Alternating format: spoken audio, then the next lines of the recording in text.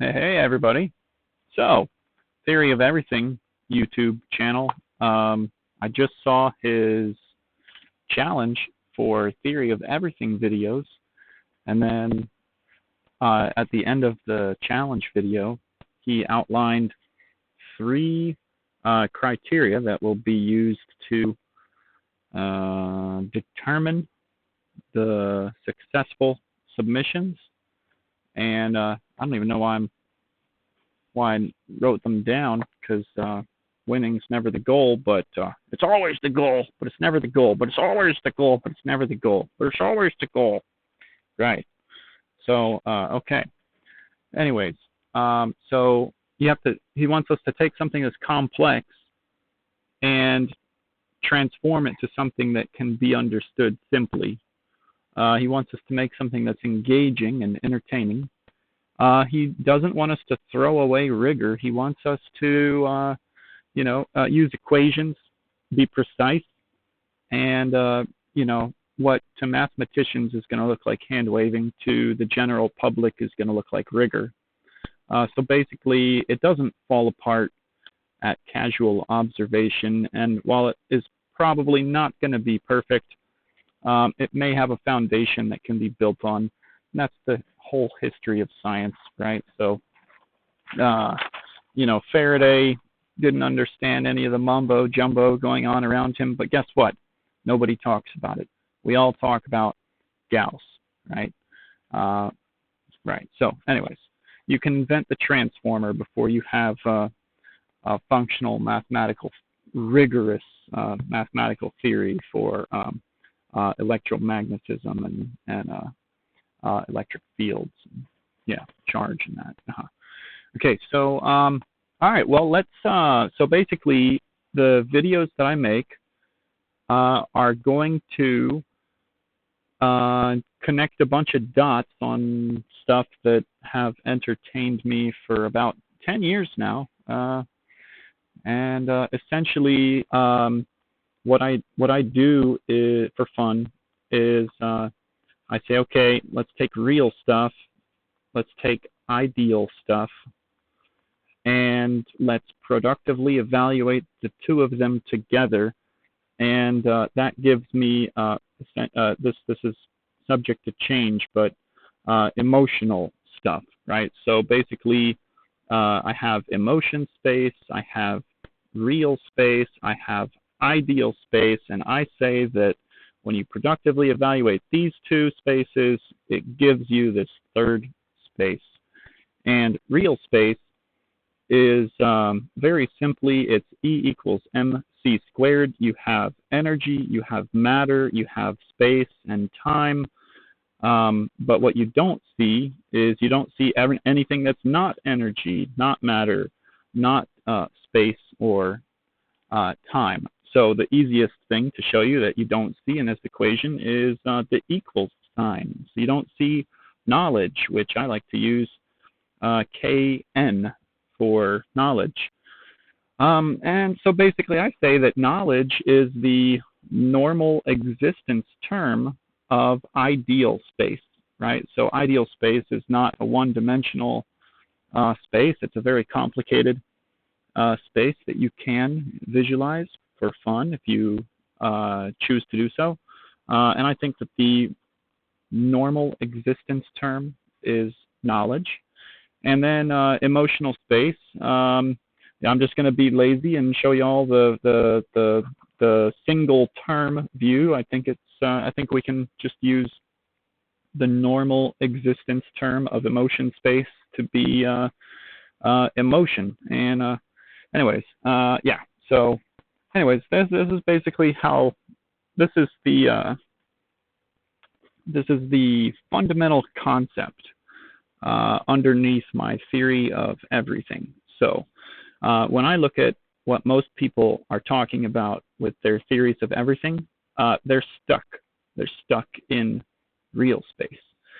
They almost never apply a mathematical relationship between knowledge and what they're talking about and emotion space. Right. So, okay, let's flip the page. All right, this is how we win. This is why we're gonna win. Right? Okay, so this is good, guys. I've been working on this. Y'all can watch the videos and see me hash through it. But let's say we have a source and it's a knowledge source, and this knowledge source has two interface points. And let's say we have an E element. Now this E element exists in energy, matter, space, and time, right? And it also has two interface points that exist in knowledge space. And let's say that we connect the knowledge source to a point A in knowledge space and one of the interface points of the E element to point A in knowledge space. And let's say that we connect one of the interface points of the source in knowledge space to point B and the other interface point to point B, and point A and point B are different, even if they are just different by the least significant bit being toggled, least significant bit, even if that is the only difference and the entire rest of the characterization of A and B is the same. They are different, so they are not the same object in knowledge space. So knowledge is actually equal to knowledge at A minus knowledge at B, and they are not the same. Otherwise, it would be a zero source, right? So no source. The source would be nothing, a nothing source, which is just not interesting. I'm not saying it doesn't exist. I'm saying it's just not interesting. Okay, so we've got this. And whenever you connect a source to an element, let's say the element has a conductivity with respect to that source, and so you're going to have a flow that is the result of that conductivity and that potential. The potential is the difference between A and B, and so I arbitrarily decided to call that flow creation. Now, the crazy thing is I already had a nice equation for emotion. I said that emotion is equal to the productive evaluation of ability space, ambition space, and feeling space, or capability space, motive space, and sensory space, depending on how you want to phrase it. So this goes back to 2015 for me. If this is wrong, sorry guys, I married it, so at this point I'm stuck with it. So if this is wrong, I just, I was willing to let go of it, but I've just defended it so much and couldn't find ways to let go of it. I just found more ways to hang on to it. So if I'm wrong, I apologize, but I married her, so yeah, we're just happy wife, happy life at this point. Anyways, so I had this for a while, right, going back to 2015, and I've been interested in connecting emotion to E equals mc squared, right? How does this connect to all the classical physics that they taught us in engineering school? So earlier this year, and I think this is wrong, I was thinking, well, it's probably Einstein's E productively evaluated with knowledge, right? I think this is wrong, so don't copy that, but that's a step in the path that I took, and so it didn't finally click until I backed up and I sat down and said, okay, E element, knowledge source, conductivity, flow, let's call it creation, and then the formula for creation is just Ohm's law, basically, except I did you all a favor and I used conductivity instead of 1 over conductivity, which is resistance. So it looks a little backwards. The flow, the conductivity, and the knowledge potential, as opposed to the knowledge potential being equal to the inverse of the conductivity and the flow, right? So anyways, so we have this one right here. This is creation. This is this year, not that old, so subject to change. And then I took this one and I just decided, all right, we're gonna do this. Say that emotion is, well, sorry, I should have gone slower on this one. The conductivity productively evaluated with creation, which then, when you substitute creation and you get CE squared knowledge. So, this is pretty new. And this is currently how I relate capability space, motive space, sensory space with energy, right? Matter, space, and time, and knowledge or objects which happen to be in knowledge space, or ideas and motion in knowledge space and all that, right?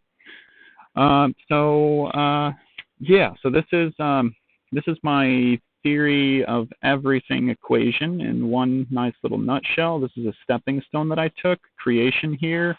This creation. This is an imaginary concept that I came up with. Conductivity is an imaginary concept I came up with.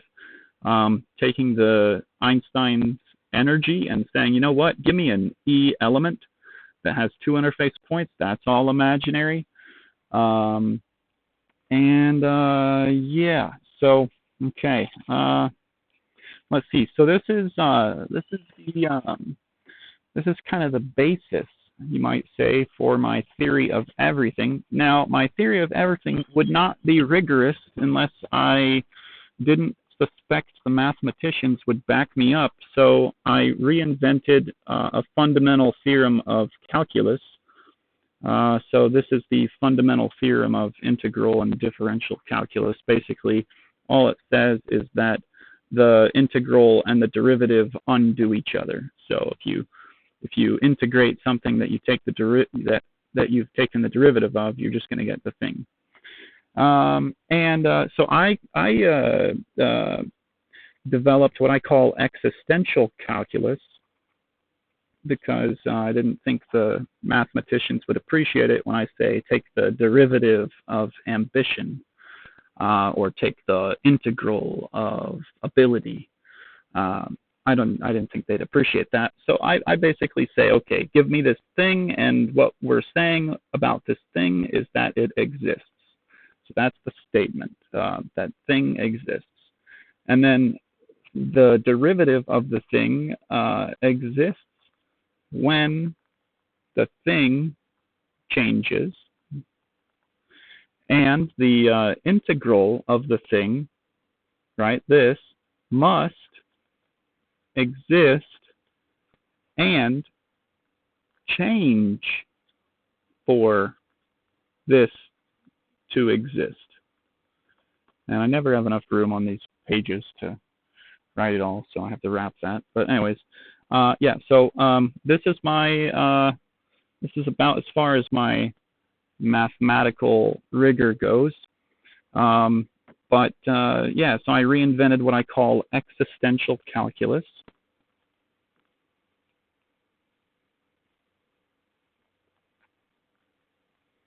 And all it means is it's the calculus of existence. So whenever I'm doing derivatives and integrals of things that you would not really think you could do an integral or derivative of, I'm just saying, hey, normal existence term exists, and the derivatives exist when it changes, and the integrals must exist and be changing in order for what I said exists to exist. Okay, all right. So, we've got well, we started with the rules. I showed you all emotion space, real space, ideal space, Einstein's E equals mc squared, knowledge, emotion. Okay. All right. I showed you all the Ohm's law analogy that relates Einsteinian space to ideal space, to creation, and how I use this this concept of flow and conductivity and source to relate it to emotion space. So there you got emotion, you got the conductivity, you got knowledge. Boom. Very nice. We have existential calculus right here. So now I would like to map out some interesting characteristics of emotion space and knowledge space. All right, so emotion space. I've shown already that I think it's capability space, productively evaluated with motive space, productively evaluated with feeling space. Well, what do these spaces look like? So let's take the first integral of ability. I think that this is equal to potential. Sorry, that's PO, and that's potential. Potential. AB, of course, is ability. The first derivative is something. The second derivative is something. The third, if you care, you can look at my videos. I'm not super confident on the first and second. The third derivative, I feel pretty confident in. This is, luck. All right, so that is ability space. Ambition space, let's say we take the integral of ambition. I believe this is passion. Of course, we have ambition. The first, oh my goodness, trying to go too fast. And we're just going to blacken that out. Sorry, guys. The first derivative of ambition, I believe, is motivation. The second derivative of ambition, which is analogous to the acceleration of what you want, is inspiration. Oops. Yuck. Sorry, guys. Going way too fast. This is kind of messy. And the third derivative of ambition, which is equivalent to the jerk of what you want, is creativity. Okay? And then I never have enough room to squeeze in sensory space. But if you take the integral of feelings, I think that this is mentality. Mentality. Feelings is feelings. The first derivative, I believe, is influence. The second derivative is impact. And the third derivative is the easy one for me to see. I think that is shock. Okay, so yeah, so basically what you see is there are rich mathematical frameworks within this emotion space that you can use to create some very interesting mathematical models, both linear and nonlinear. And in the spirit of being rigorous, I would like to mention that a square wave is a very easy, a simple example of nonlinear. And a sinusoidal signal is a very easy to understand example of linear, right? So there you go, two pictures of nonlinear and linear. So nonlinear is basically a step where you really don't have much data about what happened in between there. You just have 0 or 1. And then linear is you pretty much got all the data between any point that is interesting, right? So if this point is interesting and this point is interesting, and you ask questions about stuff that's between them, you don't really have good data on this section. But if this point is interesting and this point is interesting and you ask questions about what's in between them, you have pretty good data on what's in between them. So anyways, nonlinear, linear. Nonlinear, you're going to have more questions that you can't answer. Linear, or you may have answers, but you may not like the answer. Linear, you should be able to exhaust your mental capability answering however many questions you feel like. They may not be the right answer, but you should be able to exhaust yourself. Okay, so let's see. So backing up to the top, the rules: emotion, real, ideal, E equals mc squared, emotion, knowledge, space. Ohm's law, flow, knowledge, E elements, potential, least significant bit, so A and B are different points or objects in knowledge space. They are not the same point. And emotion, and so I introduce emotion, and then I show how creativity connects, well, I already showed emotion, but I kind of spelled it out, and then I show, pull up creativity. Oh my goodness. Sorry guys, it's creation. And then say, hey, creation is like Ohm's law, and then emotion is like on steroids. We invented existential calculus. We mapped out emotion space. We showed nonlinear, linear. Okay, let's look at some calculus of knowledge space. Now this is more new, so this may not. If this disturbs you more than it interests you, don't worry. This is still pretty new, so I haven't married this. You can still talk me out of it. You can be like, Nolan, pull back, pull out, abort, get out now. So this is knowledge space. I went 3 up and I went 3 down. The normal existence term, ideal space, I say knowledge, so I like to call it knowledge space.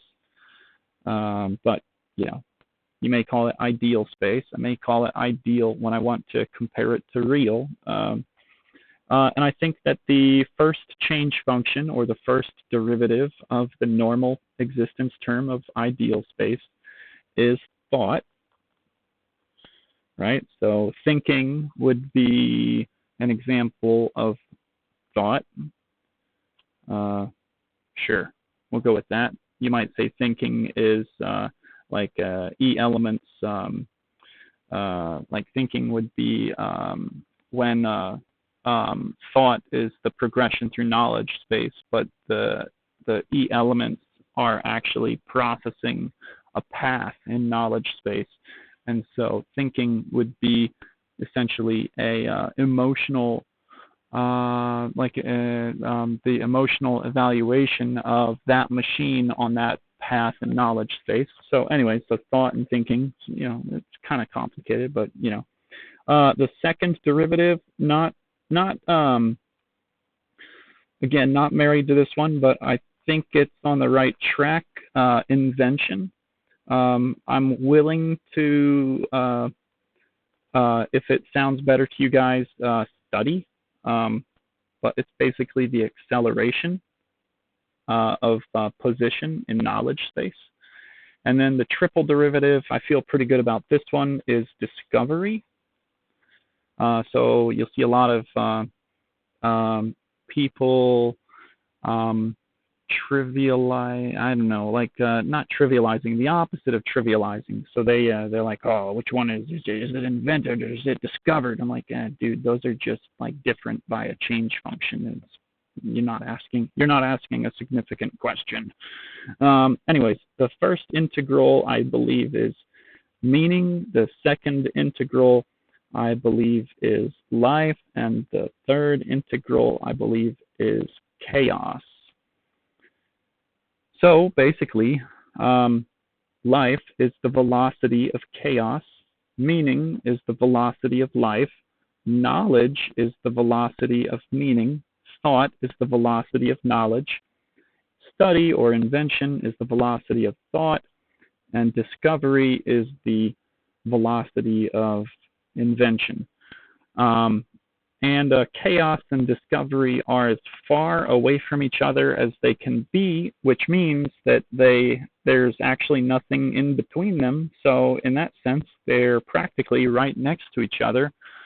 And, good luck distinguishing what you're looking at, right? There's a saying that, skill or talent hits the bullseye that nobody else can hit, and genius hits the bullseye that nobody else can see.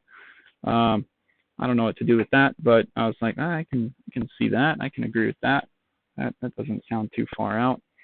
So anyway, so discovery and chaos, they're like so far apart, and there's nothing in between them. So by definition, they're directly next to each other if there's nothing in between them.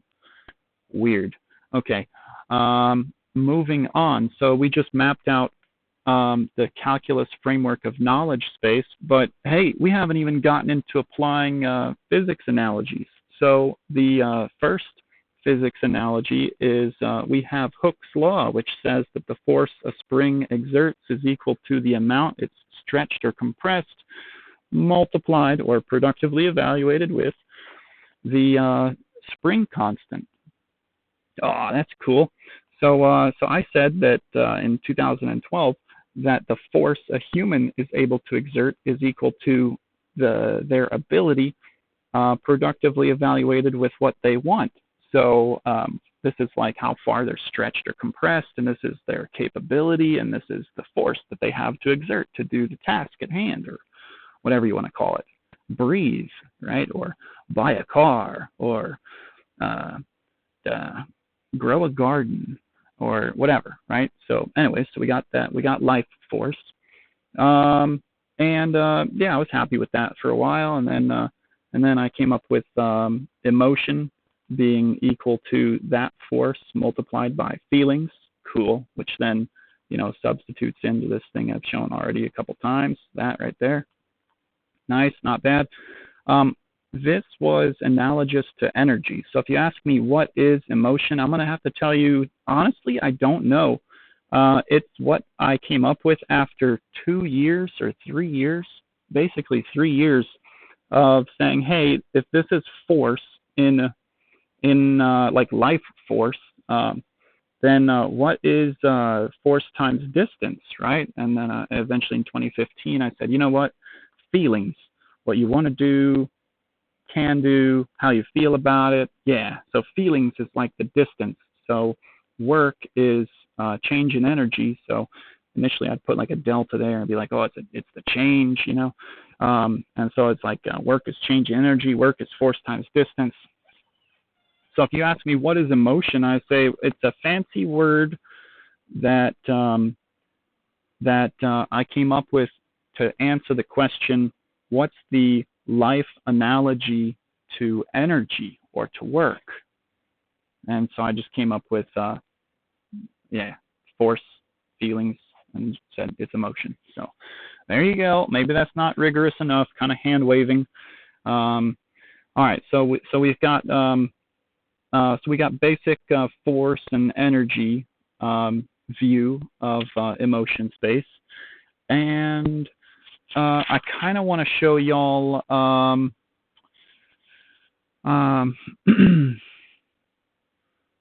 okay, so we look at this right here of having a knowledge source, having an E element, and having a flow that we call creation.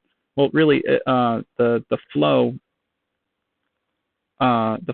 is creation, emotion, and really any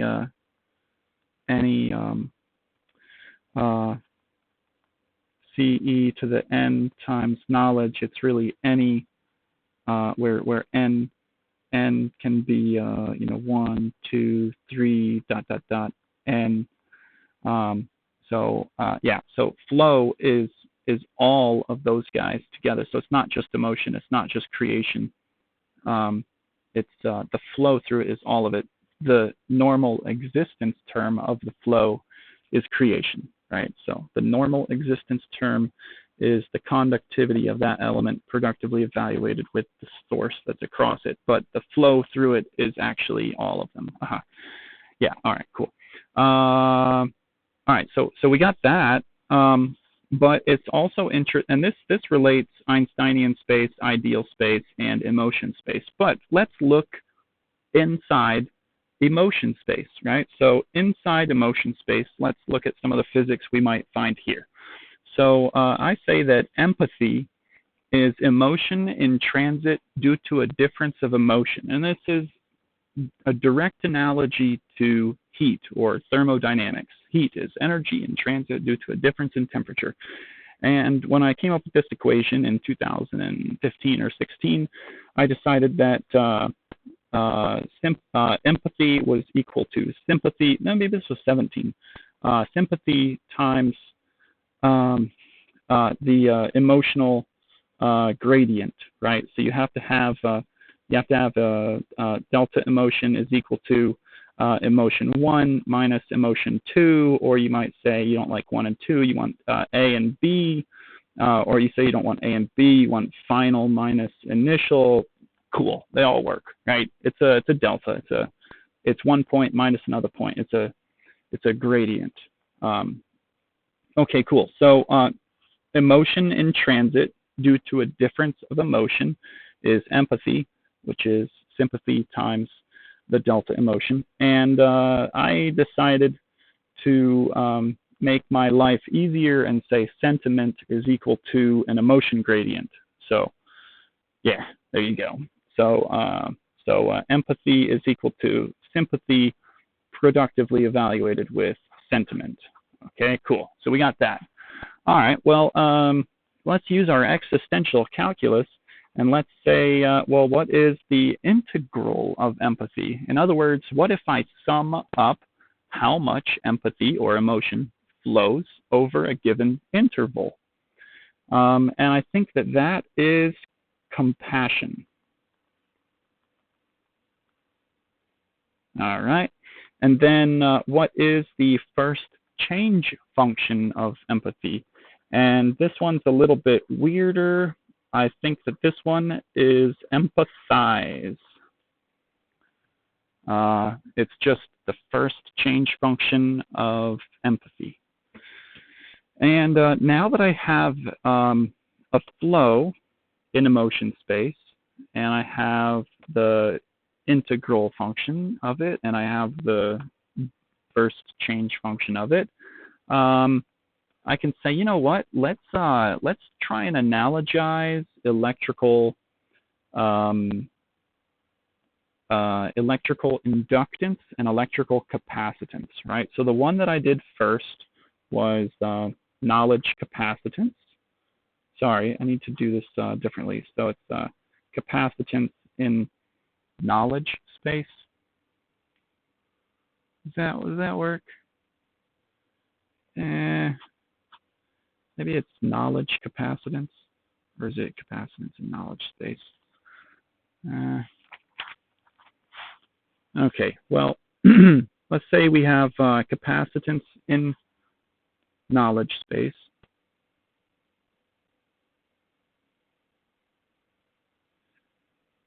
All right, well, you got me. It's been a little while since I've done this, maybe 2 days, right? It's been more than that, but yeah. So we got capacitance in knowledge space.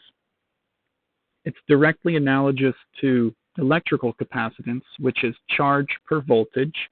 Charge is the sum of current, right, which is the flow, right? So it's the integral of empathy per sentiment.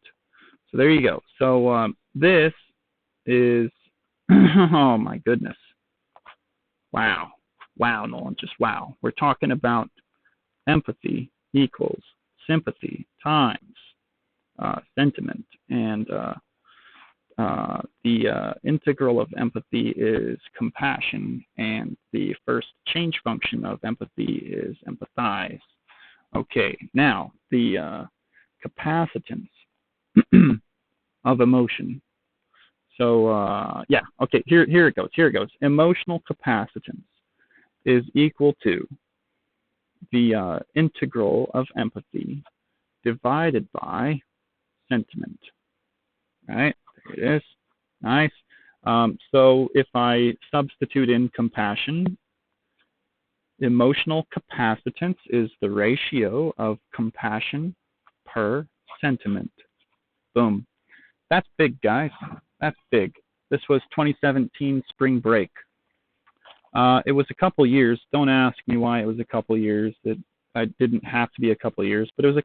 I enjoyed it, and I just sat there and did nothing for a couple of years. And it was a couple of years before I finally went looking for emotional inductance, which I'm going to it's going to look trivial when I show you this, but it's put sentiment in the numerator and put the first change function of empathy in the denominator. So emotional inductance is the ratio of sentiment per empathize.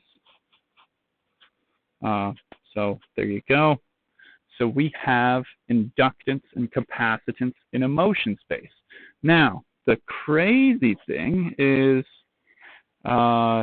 in electrical engineering, they teach us that, let's say we have our real power axis and we have our imaginary power axis. And let's say inductance causes a phase shift this direction, and capacitance causes a phase shift in that direction, and resistance just actually causes a shrink in the real direction. So if I have a motor that has is basically a large inductive load that I'm applying to my line voltage, my facility power, I may put a capacitor on it to shift it back down that way so that the net of the power gets more real and I reduce my phase shift.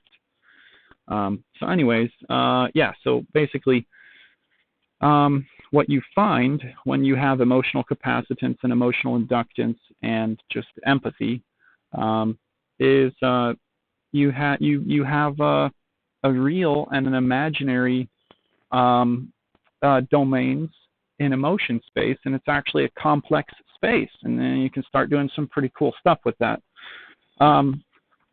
But the big alarming thing that is interesting is so capacitance will cause phase shift this way, inductance will cause phase shift that way. Sympathy causes a shift along the real axis, which is interesting. The same way that resistance causes a shift on the real axis, right? For a given sentiment, sympathy will cause a shift on that axis. And so what you find is that if and when we determine a unit of measurement for sympathy, we will have done the same thing, or it's the same task, it's the same thing as a unit of measurement for the real axis in emotion space. Yeah, that's crazy. It's just sitting right here. It just fell right out. Y'all saw it. So anyways, that's emotion space. I did the same thing in knowledge space, right? So here we go. We've got knowledge. And what is knowledge in transit due to a difference in knowledge space? So I think that this is communication. So communication is knowledge in transit due to a difference in knowledge space, and I think that it is equal to intelligence productively evaluated with the delta knowledge, the knowledge gradient, right? So knowledge 1 minus knowledge 2, or knowledge A minus knowledge B, or knowledge final minus knowledge initial. So you have a delta knowledge. And trying to remember, I think on this one I kind of cheat and I say, you know what, we're just gonna write it as knowledge instead of the delta, even though we both know, you and I know it's a delta, but I'm just gonna write it like knowledge because I didn't make up a word similar to sentiment, or if I did, I don't remember it right now in the moment. So it might as well not exist if I don't remember it. Okay, so communication is equal to this, right? Intelligence and knowledge. Okay, well, let's take the first change function of communication, and I think that this is equal to education. It's how much communication has flowed over an interval. It's what's happening right now in this video. And I think that the first change function of communication is, this one is, was it consideration? I think it was consideration.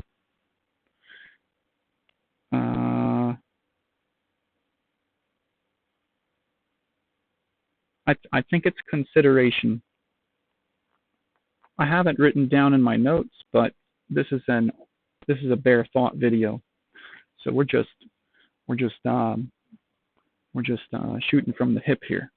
I think it's consideration. It's the first change function of communication. Okay, well then, what is knowledge capacitance?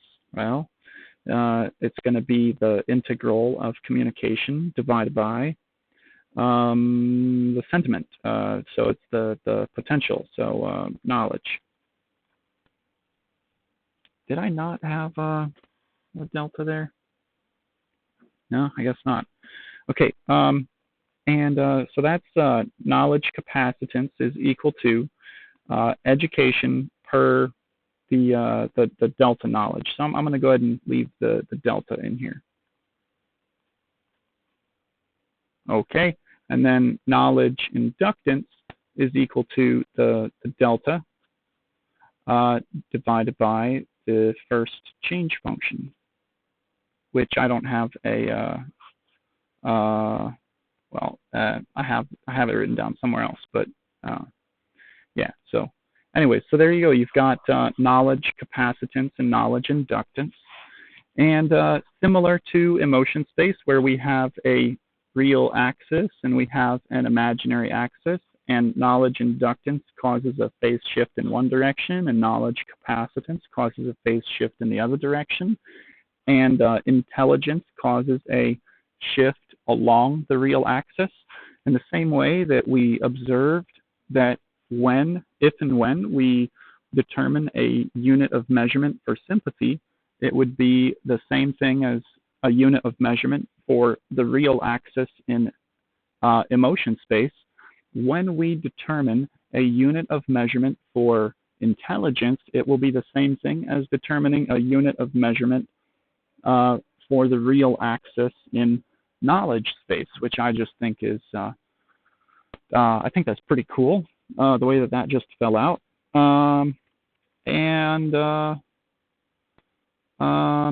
Okay, so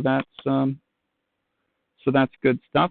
And now, where does all this theory of everything lead? Because I just showed knowledge capacitance, knowledge inductance, intelligence, sympathy, sentiment, empathy, compassion, and I've given you a framework that relates it to all time, space, matter, all time, space, matter, and energy, and every idea, right? So what are some applications for all this?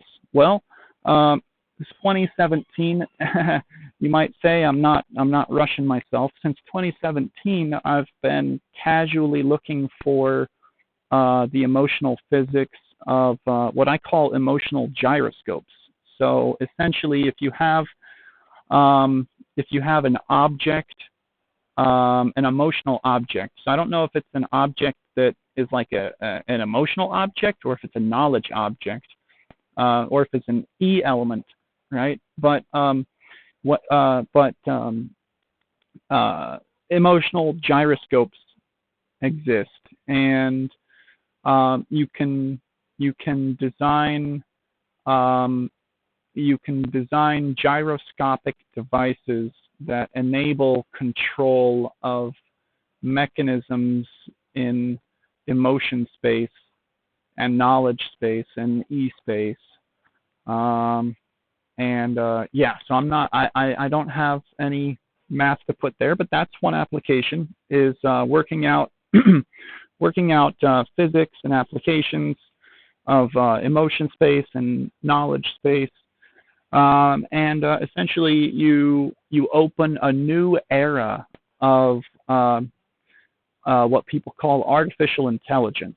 So when you say, "Hey Google, help me navigate to blah blah blah. You know, it has a couple more equations it can run to respond in a more emotional manner than just say that first order of creation.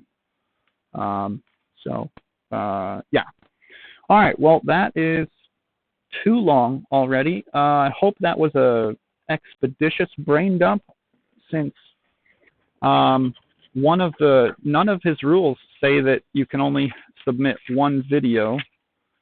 Well, these are the rules of how to win. But none of his rules say you can only submit one video. So what I'm going to do is I'm going to stop recording, post this video, and then probably, well, it's not even 10 o'clock yet, so I may make another video, or I may just smoke a cigar and drink a beer and relax, and then make another video tomorrow. I'll probably make a series of videos where I progressively try to get better in the explanation. Of course, you know, well, I'll try and get better. That's the general idea. And then you guys can kind of cruise through some of my other videos and watch me develop some of these ideas on camera, and then see me touch on ideas that I'm unable to take further, or you know, maybe touch on an idea that's a huge, complete waste of time, and maybe I step and sink in it, or maybe I just glance over it and then, okay, I keep moving. But yeah. So anyways, this is my brief theory of everything, and hope you found it interesting. All right, well, we'll see you later.